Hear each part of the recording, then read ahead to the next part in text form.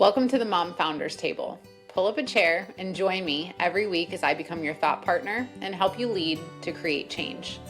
I'm your host, Kelsey Kenry, entrepreneur, millionaire mom of three, and strategic business coach for established mom entrepreneurs. Every week, you will get tactical guidance to apply to your business, leadership, and life that will help you further your true success while also being invited into a new way of thinking and being that creates true freedom. I'm here to call you out and call you up, so take a seat and let's begin. Welcome back to another episode of the Mom Founders Table. I am excited to bring you guys a very fun interview today with a woman I've known for a really long time. We were catching up before this, and we were actually in a mastermind together in 2019? I think it could have been, 2019, 2020. Crazy. But just proof of like, put yourself in rooms, create relationships. Like it really is the best currency in this life. So I'm excited to talk all things sales, copy. Megan, I'm going to let you introduce yourself. And what I want you to do is I want you to tell us who you are and a little bit about you personally, and then tell us what you do and a fun fact that most people wouldn't know about. Ooh, okay. My name is Megan Kachigan. I've been a copywriter for 7+ years now, and I'm a mom of 2 boys who are in preschool and kindergarten, which is super fun, super exciting. You know, our whole world is like trucks, monster trucks, like finding sticks and rocks everywhere we go. Moms get it. I call myself a copywriter with a marketing brain because I zoom out to look at your full marketing strategy and your customer journey. How are people coming into your world? How are we nurturing them? How is working with you the next natural step? And then in light of that, I'm zooming in to write your email marketing, SEO blogs, updating your website, or writing your sales page, all of the things there. So that's an overview of what I do. And then, my fun fact, my husband and I honeymooned by summiting Mount Kilimanjaro, which is Africa's tallest peak. And it's not a typical honeymoon by any means, but it was 5 days up and 2 days down. And it was just so much fun and like so meaningful. The simplicity of it all, to be on the mountain together. And yeah, we hope that for one of our anniversaries and when our kids are older and able to do it, that we can all do it together as a family. That is so cool. I love that. That's such a special memory. It was so special. So unique. Yeah. Wow. So cool. I've heard that Africa is amazing. I have a former client and she went on vacation over there for like 11 days and she said it was just phenomenal. Yeah. Everyone told me before, like, oh, it changes you. When you go to Africa, like it changes you. And I was just like, oh, okay, whatever. And then we went, I was just like, oh, yeah, like it's such a special place. Yeah. Wow. That's so cool. Okay. So I want to dig right in here because I think that in my experience, marketing and typically within marketing, copywriting is one of the biggest pain points that people have. And obviously now we have the rise of AI and seeing the chat GPT slop that everybody is putting out because everybody's so focused on quantity over quality. And so I want to know from you and from being a copywriter for so long, what do you suggest for when marketing feels super heavy, for when you are struggling with getting to convert? What are some of the first things that you look at or analyze to see why that may be happening? Yeah. So I think we can often overthink things and be in our head about all of the things. I see you nodding and laughing. Yeah. It is something most commonly that my clients come to me just being like, word vomiting all these things. And I'm just like, yes, but this is, what's happening here. I think it's just taking a deep breath. This is something I personally do and also tell my clients to do is go for a walk, have a meeting with yourself. I just put my AirPods in, press transcribe, like do a voice note to myself on my phone and just like pretend I'm having a meeting with myself. And I just let my thoughts flow and unfiltered get out what I'm actually trying to say And maybe 20 minutes later, I arrive at like, oh, this was the thing. This was the one sentence, the thesis, the like one point that I'm really trying to make. And Hmm. then when I come back and sit down at my computer, I'm never starting from a blank page. I'm always starting from, here's the meat, and potatoes from the transcript that I just talked out. And it's already in my natural voice because I literally spoke it. Mhm. And, AI did not help me with that. It's my own thoughts about what I've been seeing in my industry, how I've been feeling about it, and all of those things. And so, yeah, to come back to a transcript versus a blank page is just, you've already overcome a huge mental barrier that keeps a lot of people stuck. And then when you finally get to like, oh yeah, this was this thing, or like, ooh, this was a zinger that I said that like came out that like wouldn't have come out any other way. Like, boom, there's your hook, that thing that you said. And so I will pull out the hook from that transcript of like, oh, this was the thing. Like, this is what people need to hear. And then just make more concise and tidy up some of the transcript into whatever type of content I'm trying to create, if it's a longer form, shorter form, or whatever else. And then also kind of reverse engineer, well, what is my CTA? Where am I really going with this? Mm. And then fill in from there. So I don't write in the order that you would read it necessarily. So when it comes to creating copy, just as a general rule, what I'm hearing from you is that, and I agree, but just for the listeners to fully kind of understand, what I'm hearing is that like sometimes the best way to capture your voice is not to start so much with an organized system or a template or any of those things. It's just to naturally word vomit and then organize from there. Yeah, And I love that approach because I think that is how we naturally, like, I'm a verbal processor. So I'm like many are. word vomit queen of just like all the things. And then it's like trying to start by being like, let me fit this thought into X amount of characters drives me fucking bonkers. Right. So but when it comes to, I love that as just like a pointer for a system. But when it comes to if we're seeing as business owners that our copy is not necessarily converting, would you say, kind of going back to my Mm, former question of like, would you say that it's because it's not coming, like the system is off and like how the copy is being created, or like what are the areas that you're looking at to where you can kind of pinpoint, okay, fix these things and then you'll kind of see your copy will connect and convert better. Yeah. Okay. So there are a couple of things that come to mind of like, I feel like, okay, this is what I'm always like pointing out or correcting or making sure that this is good in the copy. And so one is like we just talked about, like your authentic voice, like it really has to be you. People know Hmm. what AI sounds like. You're not fooling anyone. And it's not neutral using AI. Like when people sense that and can tell, it's actually, a negative. It's something that builds distrust. It's not just not building trust, it's actively building distrust. And so it's yeah, I think there are ways that AI can obviously for sure be helpful as a tool, but it's so powerful to write from your own mind, from your own heart, from your own words, especially as you continue to grow as a business owner, that I think this is really important to get right. Okay. So when it comes to copy, and copy being what I think is the most important part of our marketing, right? Like visuals matter, designs matter, but at the end of the day, it's the words that move people. So Yes. tell me, when you are copywriting, what are some of the areas that you pinpoint or you're consistently changing or editing? Like, what are some of the most common errors that you are seeing that could help your copy become more conversion based? Yeah. So a couple things come to mind, both from like my done for you clients, and I have Copy Clarity Club members who I'm just like, what am I constantly telling people? And I think it comes down to a couple things. One is say what you actually do, which sounds like so obvious, but then we like want to differentiate ourselves. So we come up with all of these things to make us different, but you're not actually saying what you do.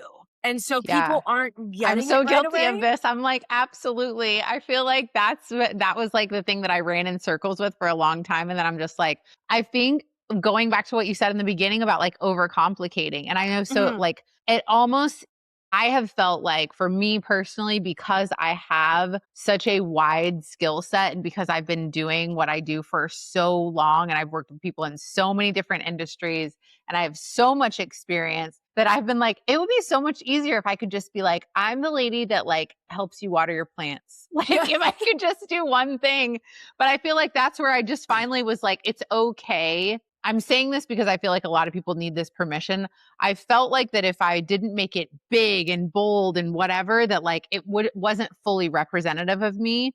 But Mhm. the key for me has been like make it understandable. So that's why I'm just like, yeah, I'm the advisor that helps you run a high profit business with less owner dependency. Like that's words that people understand. So not to Yes. interrupt you, but felt like I'm like this was such a big fucking problem for me with trying to be like I do this and I do that and I do this and I do that and all these beautiful words and it's like what does that even mean? And this is so normal. Like, it's not just you, it happens to all of us. Yeah. And it goes back to like, we just get in our heads. And sometimes you just really need someone else who is not you, who can see your business objectively and just be like, this is what you do. Lead with this.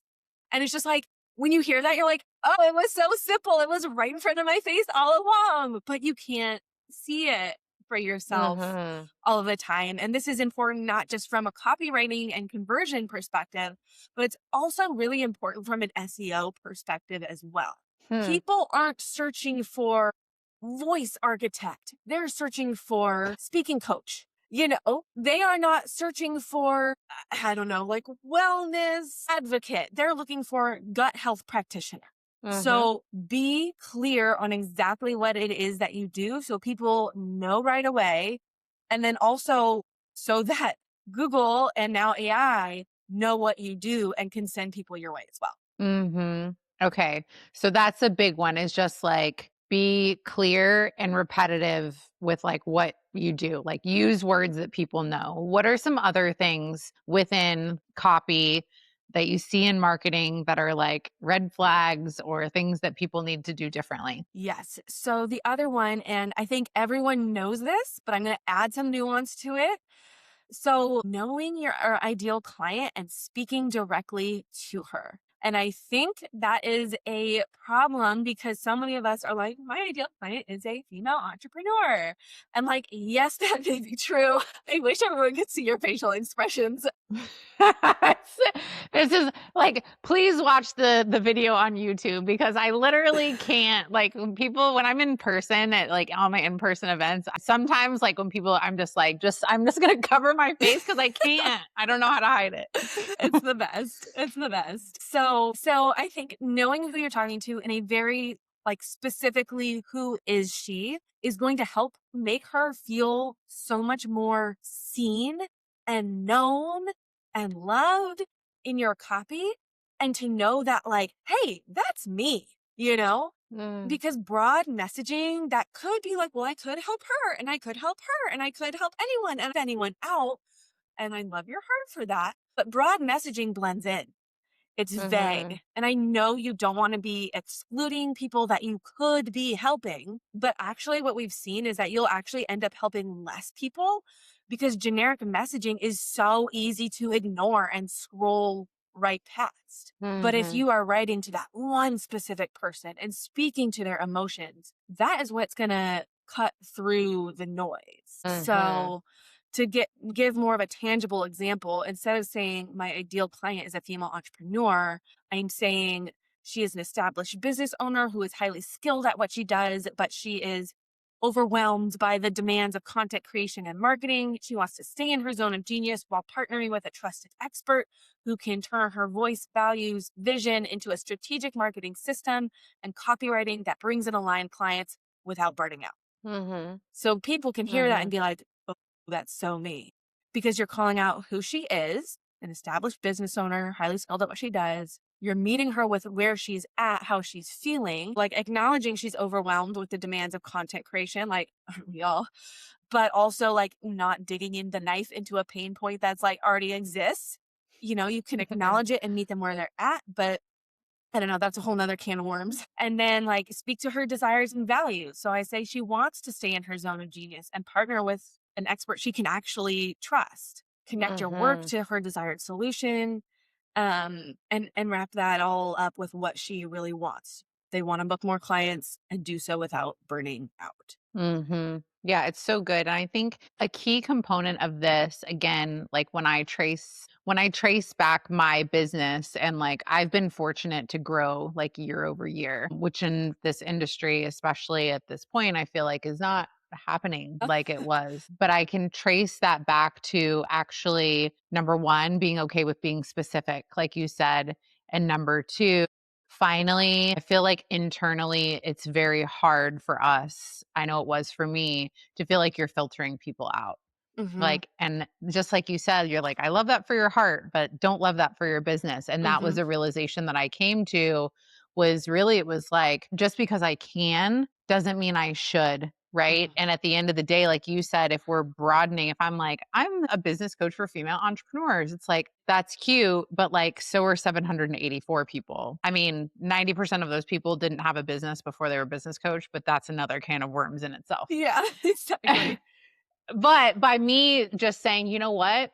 Who do I love working with? And I think to build on what you're saying of like, give yourself permission to work with the people that you want to. And I'm like, you know what? I want to work with millennial moms that are like me, that have that little bit of like, we could talk about, 2000s hip hop. We could talk about that being the best era of country. We could talk about music. We could talk about how we were doing keg stands in somebody's field on somebody's property, right? And just have that relational, like that generation of just that connection of like, I love my era and I love working with moms that get it. And those moms tend to have kids that are around similar ages to mine, Mhm. give or take 5 or 10 years. I have some women that were like super young moms, and I'm like, just even that clarification for me and being okay with that, of like, it's not that I don't love you because you're not in that generation. It's just that like, this makes my work more enjoyable, and that's okay. And so by getting specific about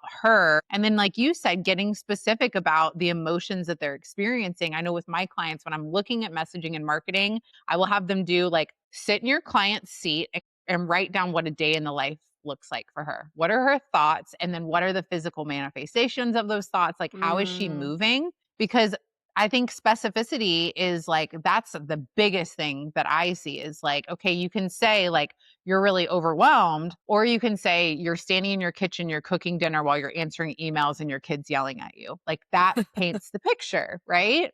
So I'm just more so agreeing with you and saying, in my own experience, these are skills that I've had to learn, to Yeah. where really like, even looking at, putting out marketing, my marketing converts more like on the back end, to where it's just like people come in and they're already pre-sold because of that specificity. Mhm. So specificity, being okay with letting people go. What else would you say that where people are missing the mark? Yeah. Well, first I want to notice, look how much you just absolutely lit up talking about your millennial moms that you work with.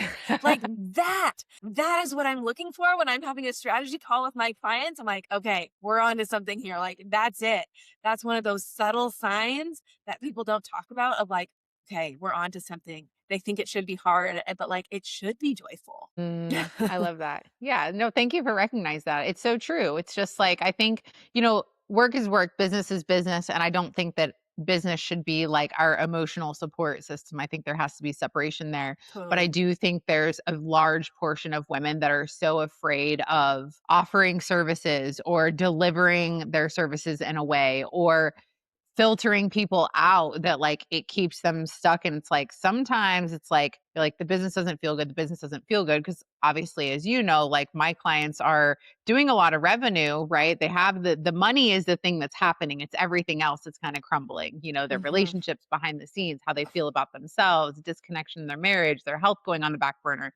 Like all of those things are symptoms of like not having the right infrastructure of their business. And so I just think that we need that permission of like, you can be more specific. You can let go of services or types of clientele that you don't enjoy working with, you Hmm. know? Hmm. Yeah, it's like a hard release, but it's worth it. Y it is, it is. So, anything additionally that you would say in terms of like, okay, to write good copy that is actually I wanna get your take on this actually before I go to that question. I think there's a difference between copy that actually converts to sales and copy that creates visibility or engagement or the vanity metrics, and Mhm. I wish I could shout from the rooftops that, like, the purpose of marketing is to move them into your sales funnel, not to be popular. Yes.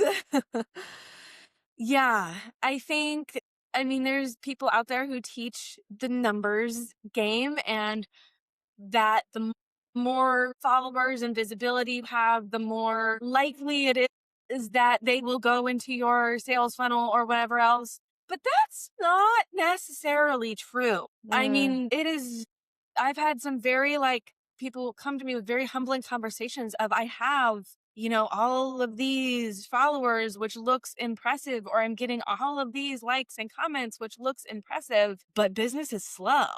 And mhm. so, yeah, I agree with you 100% that there is for sure a difference. And I also have clients who get very little comments and likes and whatever else, but they're fully booked out because their lurkers are just buying everything up. So, Yeah. What is the difference in those things? Like, if you were to just, like, high level kind of, like, give some identifiers for the women that are listening, what are some identifiers? These are the things you need to kind of hit to have copy that convert. so you were still clarifying, but ultimately it was like the difference between Yeah, how content. would you like what are some like tactical pieces that you would say are the things that copy that converts actually has in it versus copy that's trash or does nothing for your business? Yeah, yeah. So part of it, I think, comes down to being strategic about your visibility, because I Mhm. think so many people can get wrapped up in visibility for visibility's sake because it's exciting to be on podcasts or summits or speaking on stages or whatever else. But if you don't have a smart strategy to take that visibility and turn it into fueling your business, then it's like, well, that was fun or nice or whatever, but what's the point? What was really the point there? You're not Yeah. making it profitable. Mhm. So, yeah, I think it's being smart about your marketing strategy behind the visibility that you are doing and really Mhm. making the most of it. So, Mhm. when I go on a podcast, I don't just share it once when it comes out. I'll, recycle it. Take it and turn it into a blog on my own website. I share it with my email list. I'll repost anything that you share so that it is being not only being seen more, but then there's a strategic call to action, or I'm repurposing it and it can have other calls to action there because maybe they're not a podcast listener in my audience, but they still enjoyed the content, but they consume it in a different form.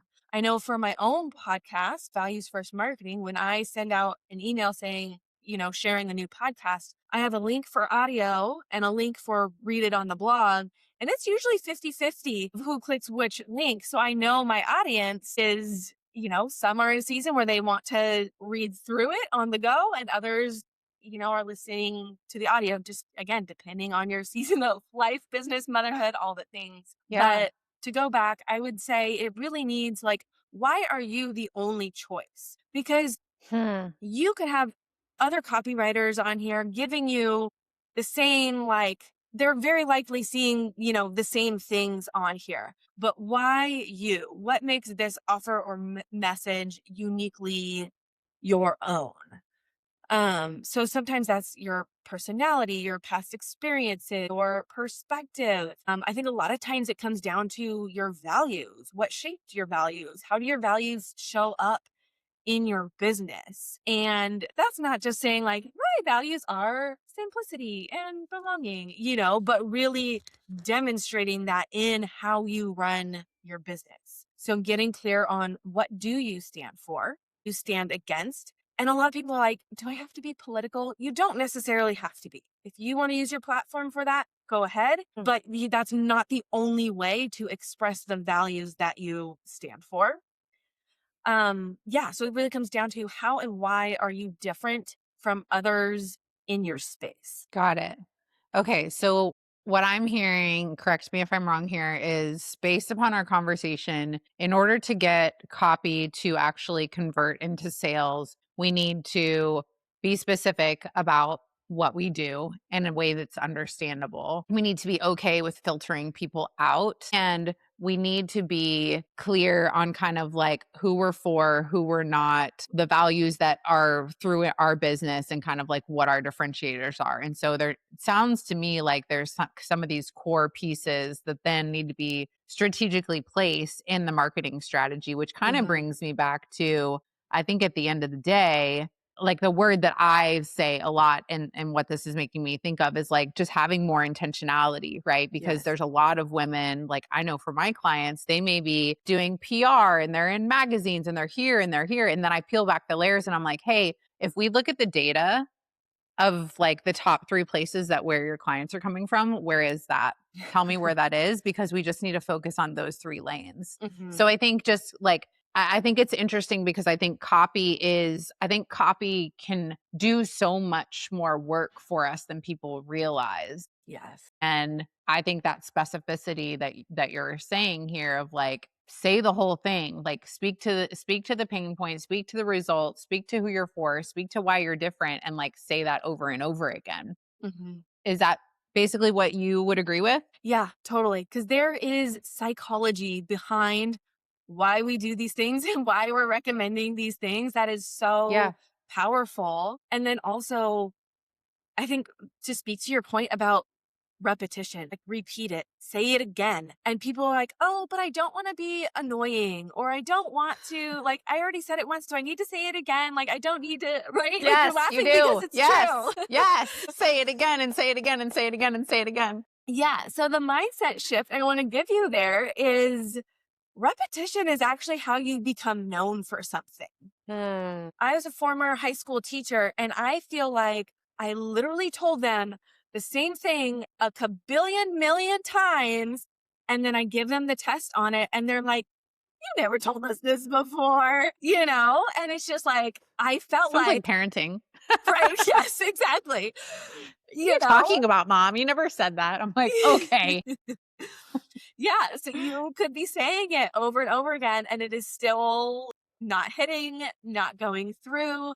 Because think about it, like you're checking your emails, in the grocery line, in the school pickup line, in between soccer practice. They're not like studying your emails like it's an academic paper. So Yeah. we have to be repetitive because people are reading it on the go, on the scroll while they're doing other things, they're distracted. So, like, yes, we have to get Mm. their attention with the hook, with the copy, with the subject line. And we also have to say it again and again and again from different ways, different angles, or even just repeat it. I have a client who's like, yep, we created 12 weeks of content and I'm just going to recycle that every 12 weeks. No one's noticed. No one has ever said a thing.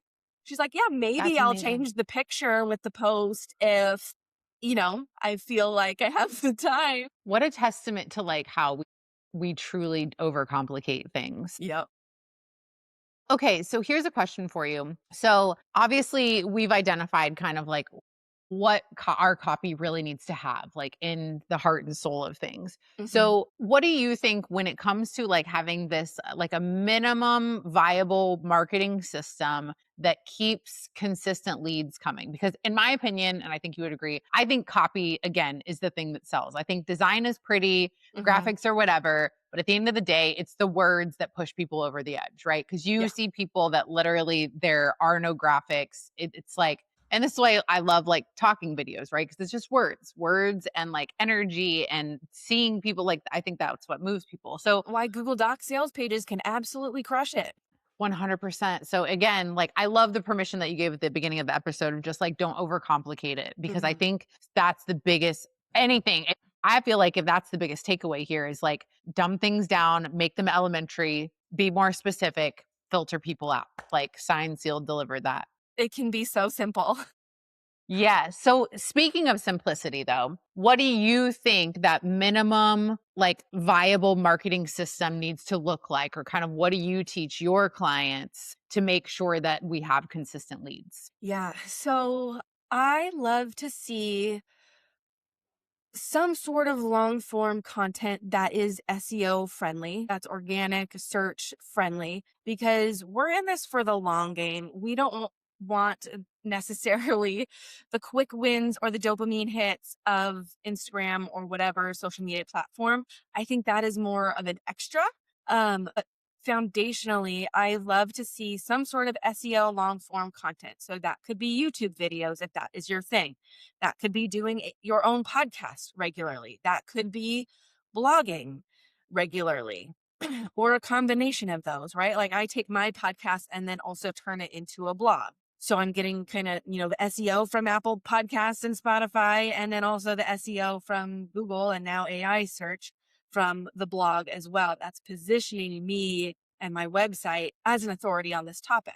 So that Mhm. is something that builds and compounds.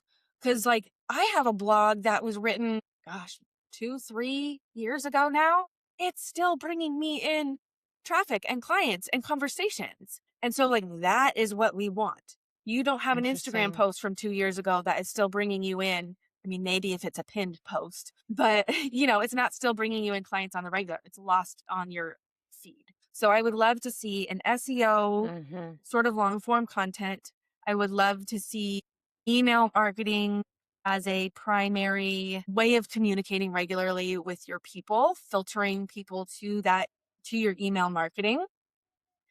And then I would say those are foundational, and then repurposing that long form content into social posts could be like a part of your flow. It could be an extra thing. I feel like that's more of a nice to have. I mean, you do need some sort of a social media presence. People check for that nowadays, Sure. but do you necessarily need to be on stories every single day? For some people, it's their personality type and they love it. And I think it's great. And you really build connections with people. But I don't know. I think I tend to attract more introverts who are like, oh no, I do not want to be doing that. I don't want my life to like be revolving around like constantly making visual content. And so there's so Mm. many options. There's no one size fits all. It's really taking a look at what are your talents, your gifts, your strengths, what you enjoy doing, what you enjoy showing up at as. Some people are like, hey, I'm a writer. I just want to do that. Great. Let's get you a blog, like get you blogging regularly. Other Mm. people want to show up on video and are expressive and want to have that face to face connection. Then maybe YouTube is your thing. So there's no there's no one size fits all. It's really looking at what are your strengths, your gifts, your talents, and how can we turn that into a strategy that you're actually going to implement?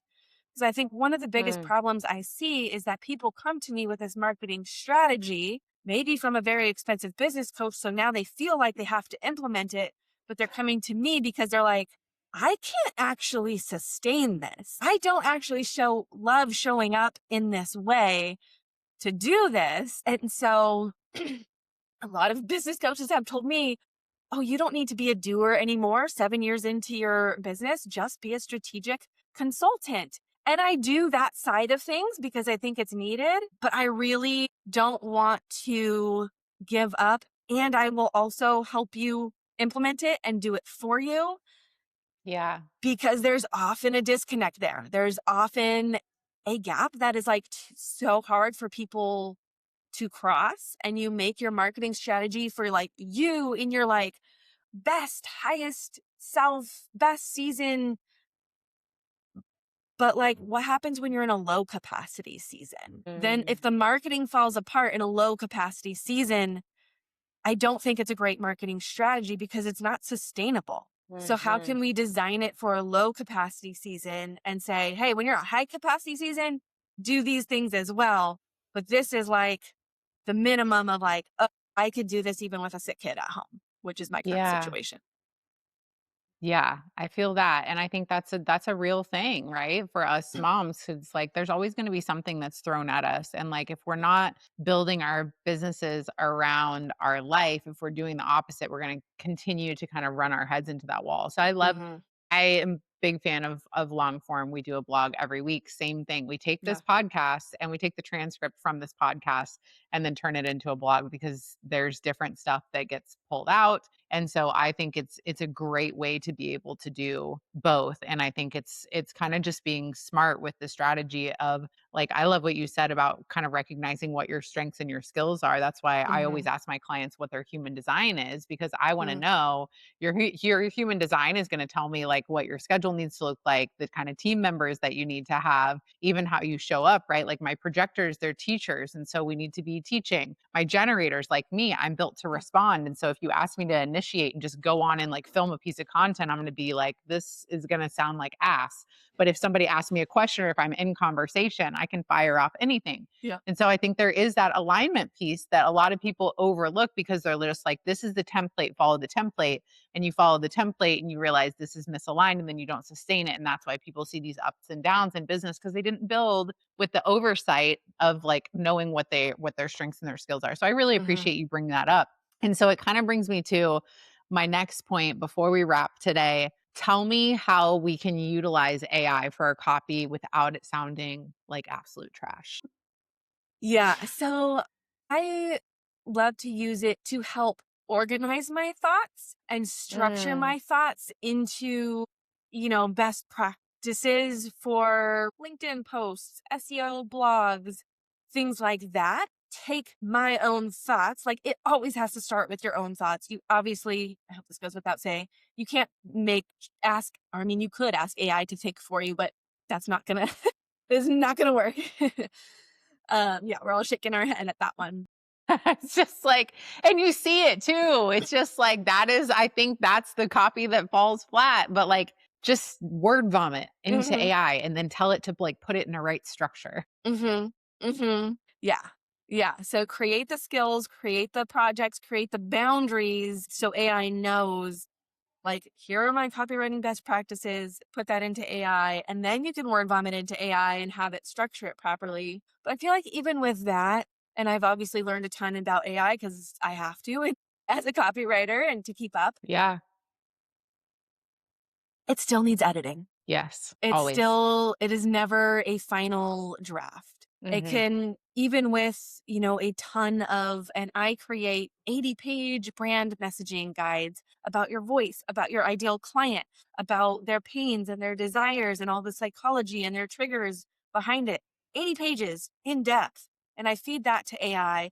And then I take my copywriting brain and put all the best practices into the AI as well, and then say, okay, word vomit into it. And it does a pretty good job once you have all of that. But like that takes a minute to create, to have the copywriting know-how and expertise to even know what to tell it to do, and the Hmm. depth of research and to put together a messaging guide that is so comprehensive so that the AI can truly understand your brand and your audience as it currently stands. And then that's an ever evolving thing. So for sure, it's a fantastic tool. It can help you organize your thoughts once you brain dump, and great for verbal processors. I don't consider myself a verbal processor, but I still think it's like I still use it in that Hmm. way. Or even just like help me prioritize. Here's everything I need to do. Help me prioritize and take it with a grain of salt because it's not always correct, and sometimes it's very confidently wrong. So you Yes. are the superior brain, not AI. Mm, that's such a good reminder. Well, thank you for sharing all of these copy tips. I feel like there's so many good nuggets here around what we need to be prioritizing in our copy, and a good reminder of like the really the importance of long form and like it's not dead and like the specifics Mhm. that we need to be looking for. So I appreciate your time. Is there anything else that you feel like it's important to share from your perspective of, if we want to keep growing and succeeding and knowing that we have to have good marketing and good copy to be a part of that? Is there anything else that you would share with us today that would be important? Ooh, I feel like our conversation was pretty comprehensive of like these are the main things, get these right, and like, that's good, very good start. I think because we are ever evolving and our businesses are ever evolving to stay in tune with Mm. who you are and how you're feeling about it and journaling. That's the way I express it. I know you are, you do that too, right? And you help your clients do that. Yeah. Staying in tune with your heart and like trends are fun. Seeing what other people are doing, I don't know, can be fun, I guess. But what are you doing Mm. without that noise? Yeah, I was gonna say it can also be a wild distraction, which is something I see a lot of, like, Hmm. I'm like the fitness coach in me is like always holding people accountable, and people are like, "What about this and what about this?" And I'm like, "I love that you wanna do all those things. Let's do the things we said we were gonna do first." Yes.